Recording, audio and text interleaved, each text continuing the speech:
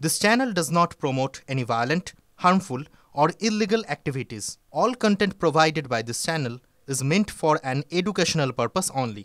বাহ এবার হয়েছে স্বাদ। হ্যাঁ, অপূর্ব স্বাদ। এমডিএচ এর চাঙ্কি চাট মশলা জীবনে আসল স্বাদ জাগলো। আসল মশলা এসএস এমডিএচ। মুর্শিদাবাদের ভগবানগোলায় তলিয়ে গেল বিএসএফ ক্যাম্পের আউটপোস্ট পয়েন্ট। ভারত বাংলাদেশ সীমান্তের ভগবানগোলার আখরিগঞ্জে বিএসএফ ক্যাম্প, নদী পাড়ে ছিল আউটপোস্ট পয়েন্ট। আজ সকালে ভাঙনে তলিয়ে যায় বিএসএফ এর আউটপোস্ট পয়েন্টটি। এই মুহূর্তে সেই তলিয়ে যাওয়ার অংশ যেটা ধসে পড়ছে গঙ্গা গর্ভে, সেই মুহূর্তে ছবি আপনারা দেখতে পাচ্ছেন। এটা বিএসএফ এর আউটপোস্টের পয়েন্ট মুর্শিদাবাদের ভগবানগোলার আখরিগঞ্জ, যেটা একেবারে শেষ সীমানার গ্রাম।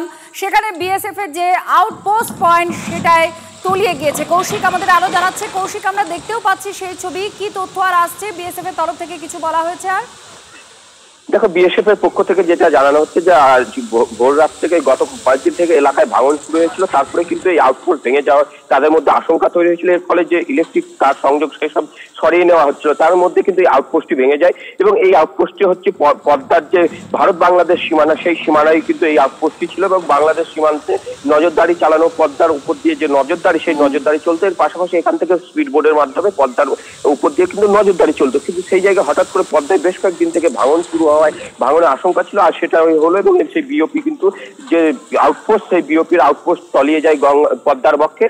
পাশাপাশি তোমাকে জানিয়ে রাখি যে শামসেরগঞ্জ থেকে যে গঙ্গায় ভাঙন, তারপর পদ্মায় ভাঙন, ভগবানগোলা 1 নম্বর এবং 2 নম্বর ব্লকে লাগাতে কিন্তু একের পর এক অংশে হয়ে চলে আসছে এবং সেখানে ভাঙন মেরামতির জন্য কোথাও কাজ করার কোথাও যেন নামগন্ধ নেই, এমনটাই। ফলে যে বিএসএফ এর কিন্তু এই আউটপোস্টের যে বিওপি যে আউটপোস্ট, সেখানে ভেঙে যাওয়ার ফলে কিন্তু নজরদারি চালাতে কিছুটা হলেও সমস্যার সম্মুখীন হতে হবে। কারণ বর্ষার সময়ে যে এক পদ্মা নদীর ধারে যে একটা ছোট যে আউটপোস্টের ছাউনি, সেই ছাউনি না থাকার ফলে একটা বড় সমস্যার সম্মুখীন হতে পারে। ধন্যবাদ কৌশিক, আমাদের প্রতিনিধির সঙ্গে ছিলেন।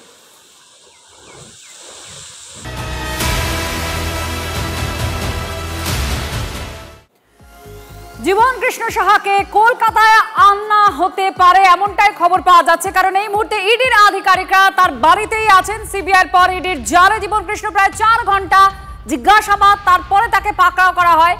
পুকুরে মোবাইল ফোন ছুঁড়েও শেষ রক্ষা তার হয়নি, 2টো মোবাইল ফোন উদ্ধার করে জিজ্ঞাসাবাদ ইডির। এবং এই মুহূর্তে কৌশিক আমাদের সঙ্গে রয়েছে। কৌশিক, কি বলবেন জীবনদা?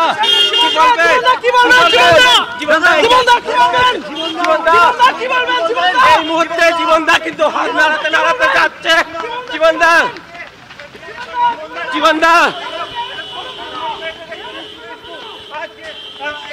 সকালবেলা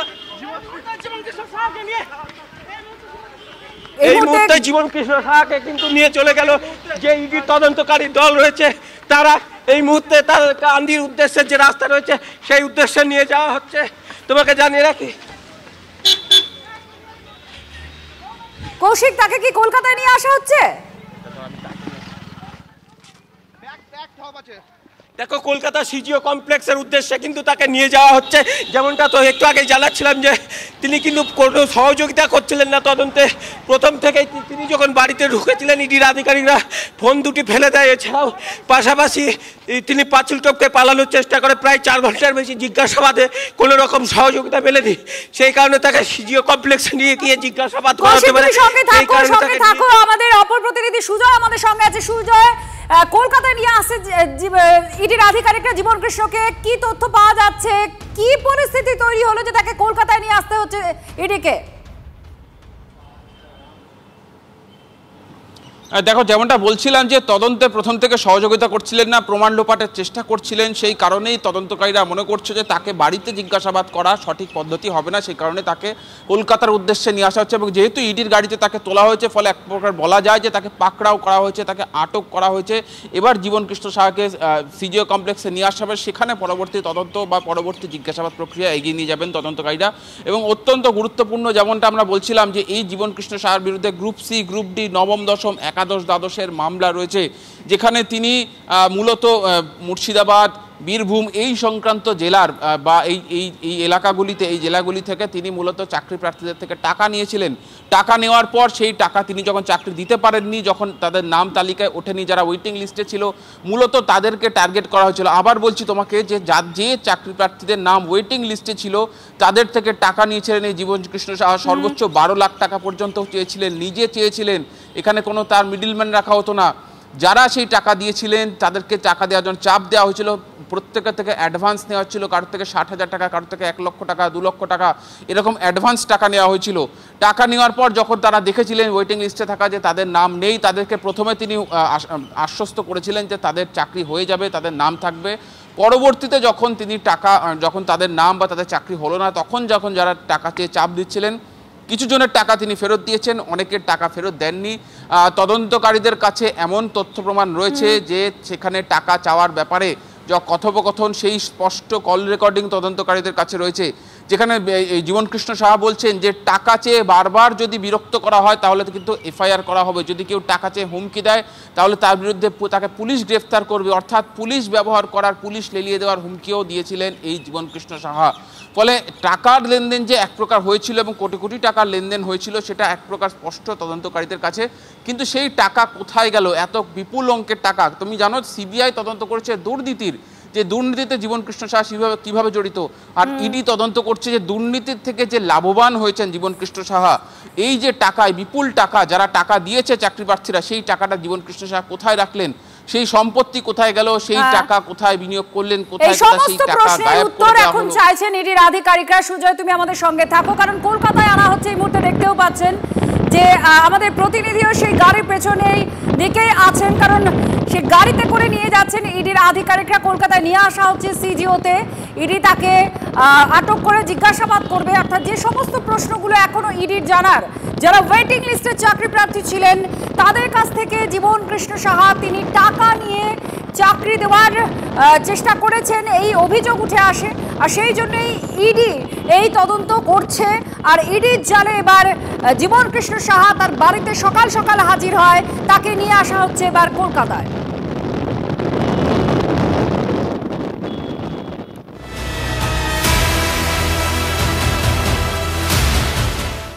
তৃণমূল বিধায়ক জীবনকৃষ্ণ সাহাকে কলকাতায় নিয়ে আসা হচ্ছে, ইডির আধিকারিকরা তাকে কলকাতায় নিয়ে আনছেন। আর বেশ কিছু প্রশ্নের উত্তর তিনি দিয়েছেন কিনা এই বিষয়ে এখনো স্পষ্ট হয়নি, তবে যেটা দাবি করা হচ্ছে যে অসহযোগিতা করছেন জীবনকৃষ্ণ, তাকে কলকাতায় নিয়ে আসা হচ্ছে। ইডির আধিকারিকরা তাকে নিয়ে আসেন, এই মুহূর্তে দেখতেও পাচ্ছেন সেই গাড়ি যার মধ্যে ইডির আধিকারিকরা নিয়ে আসছেন জীবনকৃষ্ণ সাহাকে।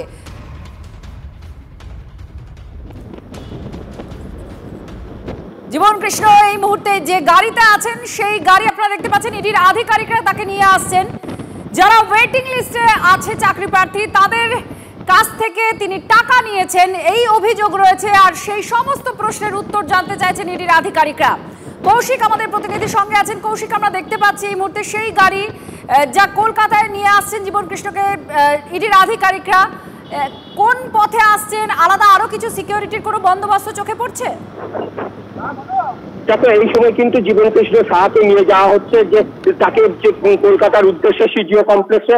শুধুমাত্র জীবনকৃষ্ণ সাহা আছেন এমনটা নয়, মনে করা হচ্ছে আরো একজনকে তার সঙ্গে নিয়ে যাওয়া হচ্ছে, তবে এখনো সেটা স্পষ্ট নয়। জীবনকৃষ্ণ সাহাকে এই সময় যে তার আন্দির বাড়ি বড়ুয়ার যাওয়া হচ্ছে পুলিশ যে রাস্তা সেই রাস্তায়, এবং এখান থেকে দেখা যায় যে কোন রাস্তার উদ্দেশ্যে তাকে নিয়ে যাওয়া হয়। তবে তার আগেই কিন্তু তদন্তকারী আধিকারিকরা তাকে প্রথমে তার শ্বশুর বাড়িতেও গেছিল, এর পাশাপাশি যে 4টি জায়গায় তদন্তকারী আধিকারিকরা গেছিলেন তার মধ্যে তার শ্বশুর বাড়িতেও গেছিল, এছাড়া তার যে লিখবেন এবং তার যে পিসিমণির বাড়ি সেই পিসির বাড়িতেও গেছিলেন। বর্তমানে সকাল থেকে কিন্তু জীবনকৃষ্ণ তার বাড়িতে পালিয়ে যাওয়ার চেষ্টা করেন এবং ফোন দুটি ফেলে দেন পুকুরের উদ্দেশ্যে। ফোন পড়েনি, ফোনটি পড়েছিল পুকুরের যে পাড় রয়েছে সেই পাড়ে, এবং সেই পাড়ে কৌশিক নজর রাখো।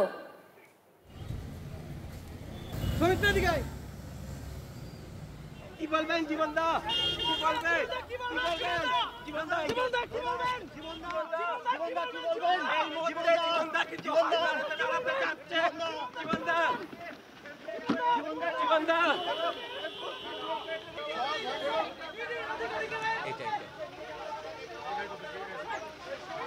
সেই ছবি আপনারা দেখতে পাচ্ছেন। ইডির আধিকারিকরা এই গাড়িতে করে জীবন কৃষ্ণকে নিয়ে আসছেন। আজ সকাল 6:30টার সময় জীবন কৃষ্ণ সাহার বাড়িতে ঢোকেন ইডির আধিকারিকরা। সঙ্গে সঙ্গে তার ফোন আবার তিনি পুকুরে ফেলে দেন। যদিও পুকুরে না পড়ে সেটা পারে পরে উদ্ধার করা হয় ফোন দুটো। তিনিও পাঁচিল টপকে পালিয়ে যাওয়ার চেষ্টা করছিলেন, জওয়ানরা তাকে ধরে ফেলেন। ফোনের কল লক থেকে ধীরে ধীরে ফোন নাম্বার থেকে তাকে জিজ্ঞাসাবাদ করছেন ইডি আধিকারিকরা। নিয়ে আসছে হচ্ছে কলকাতায়। MDH চানা মশলা। এখন ছোলা হোক বা বরবটি দানা, সাদা চানা হোক বা কালো, সব রান্নাই হবে অসাধারণ।